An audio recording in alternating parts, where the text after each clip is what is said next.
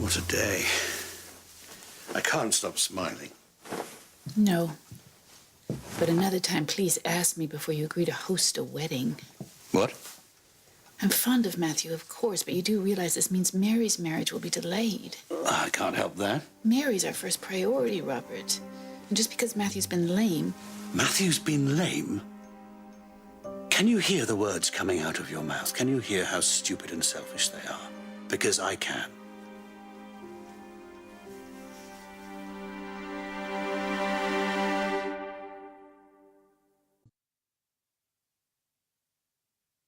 Don't bother me with it now. I've enough on trying to make a luncheon that looks worth eating. But that's what I'm saying. Everything's in short supply now. Short supply? No supply, more like.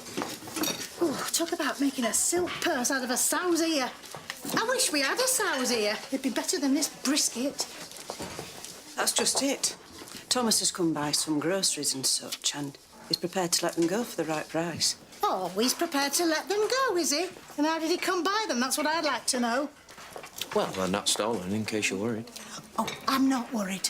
You're the one who should be worried. Tell you what, I'm making a wedding cake now for Mr. Crawley. I'll finish it early and feed it with brandy. So if I give you a list of ingredients, can you get them? I can. And then we'll see. Now, will you leave me and let me get on with this travesty?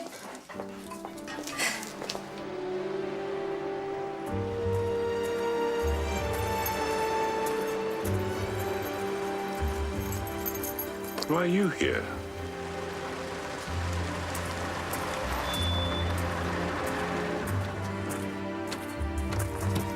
Mr. Bryant, Mrs. Bryant, welcome. We're so pleased to be here.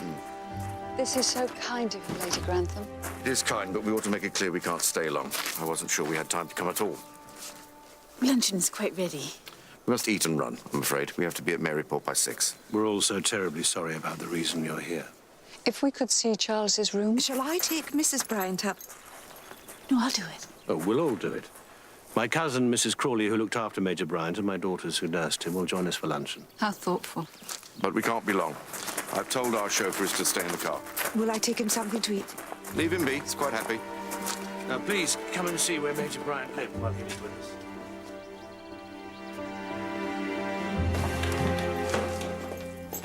I'm afraid it's not going to work. Why?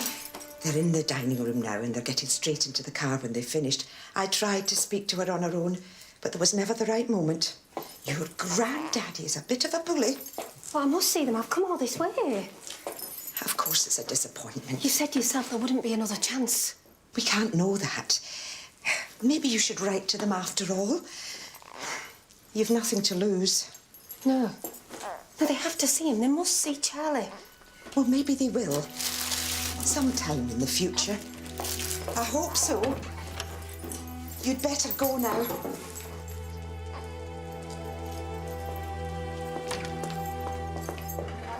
This wedding cake, can I make it? You wouldn't know how to start. But you can tell me. And if I make it early, then you can make another if it's no good.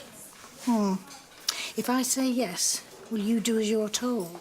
Daisy, there's a wretched chauffeur at the front who's not allowed to get out of the car. So can you make him a sandwich and take him up a bottle of pop?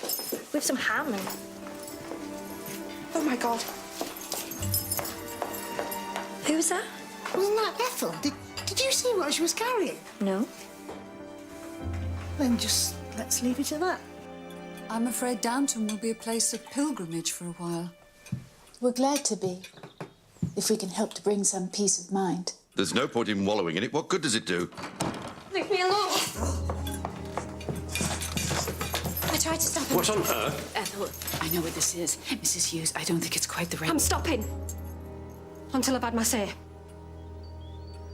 This is Charlie. Your grandson. He's almost a year old.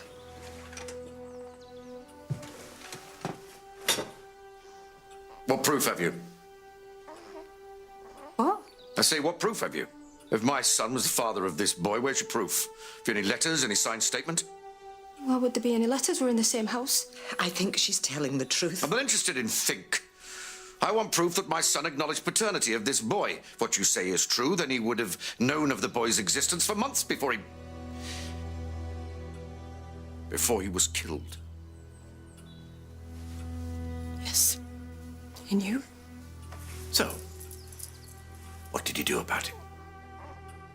Nothing. He did nothing. Thank you. That's the proof I was looking for. If Charles was the father, he would never have shirked his responsibilities, never. Well, he did. I won't listen to any more slander now. Will you please go and take that boy with you, whoever he is? You're upsetting Mrs. Bryant. Well, I would like... I say you are upsetting Mrs. Bryant. Lord Grantham, are you going to stand by while this woman holds us to ransom? This isn't doing much good. Ethel, you better come with me. Come on.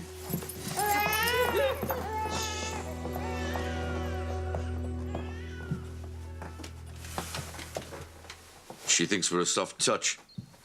They hear of a dead officer with some money behind them, and suddenly there's a baby on every corner. But if she's telling the If truth... Charles had fathered that boy, he would have told us. Now, I'd say she's done her homework and discovered he was an only child. She thinks we'd be ripe for the plucking.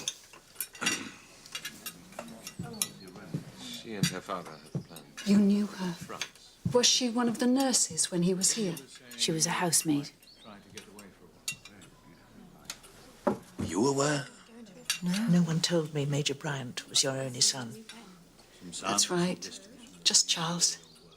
Matthew is my only son. And he nearly died. I think I know a little of what you're going through.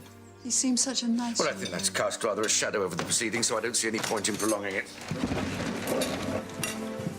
Daphne, come on, we're leaving. He's afraid of his own grief. That's why he behaves as he does. He's terrified of his own grief.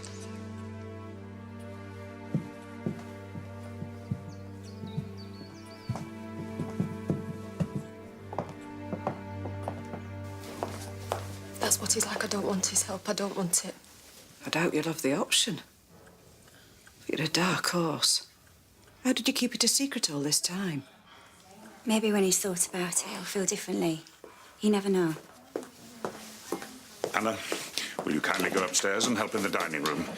Ethel, please take the child and leave. How did you get here?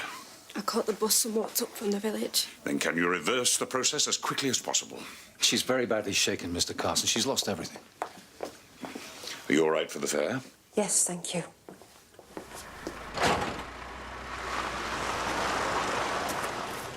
He's their only grandchild. There can never be another. Even if Ethel is telling the truth. I believe she is. Even so, there's no legal reality to it. The child is her bastard and has no claim on them. Steady on, sir. The ladies have had enough shocks for one day. I just don't see the point in pretending something can be done when it can't.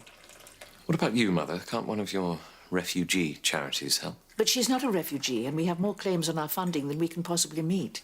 The truth is, Ethel's made her choice and now she's stuck with it. That seems a little hard. Does it? Aren't all of us stuck with the choices we make?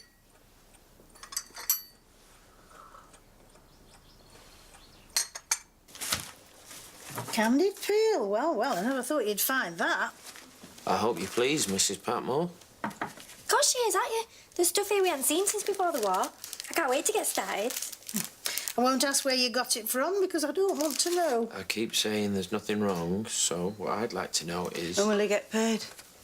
When I'm satisfied. And when will that be, oh mighty one? When Daisy's baked the cake and I'm pleased with it. He understands. He knows this is just the sprat to catch the mackerel. I really ought to walk to the library. No need to rush it, sir. You're getting better every day.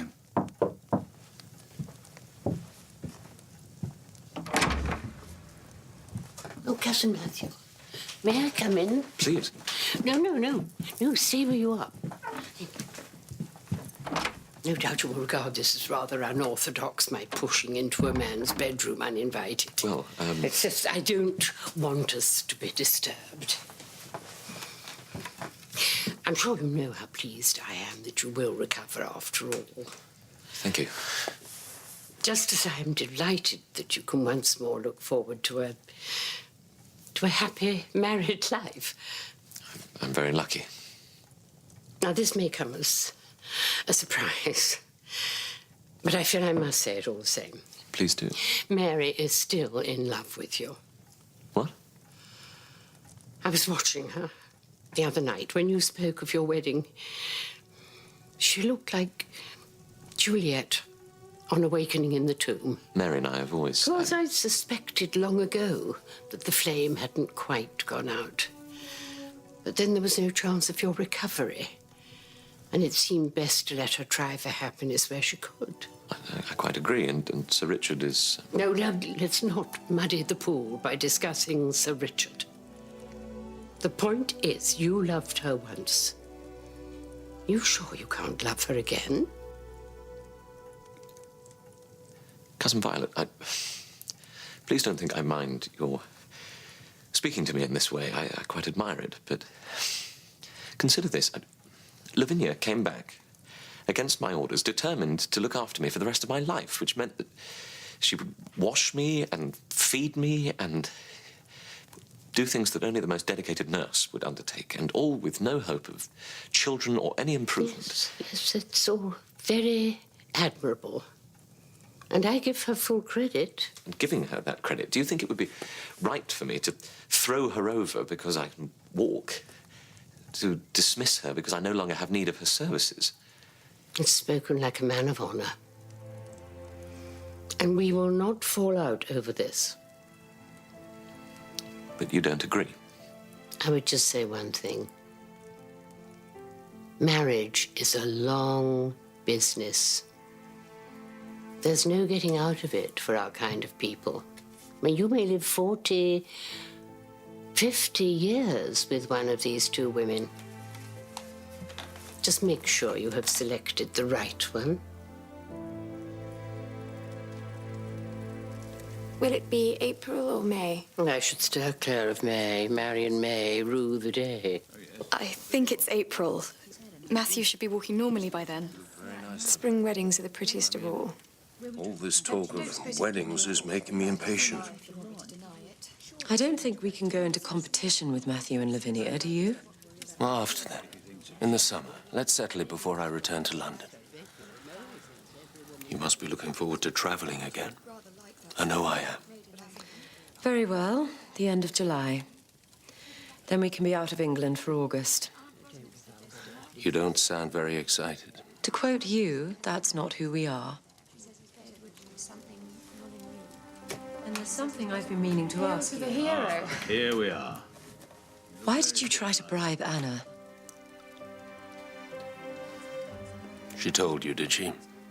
She didn't. Not me. But why did you do it? Next time, if you want to know anything, just ask me. Well done. Very well done. All right, then I will. Once and for all, are you still in love with Matthew Crawley? Of course not. Would I ever admit to loving a man who preferred someone else over me? Nice to have you. Where's Sybil? She's not feeling well. She told Anna she wouldn't be down for dinner.